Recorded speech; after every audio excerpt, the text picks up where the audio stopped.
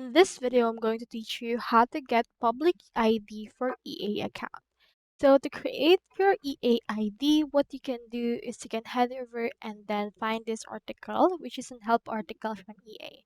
So your EA ID is the same as your public ID and is set up when you create an EA account. So to create it, you can start by creating an EA account and from there follow the prompt to create an EA ID. So your EA ID is a unique identifier between 4 to 16 characters. For player safety, an EA ID can contain a name or any other identifying information.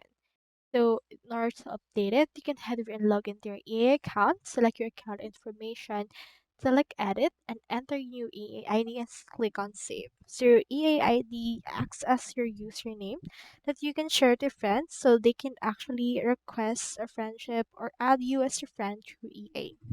So that's all there is today, and I hope this video helped you out.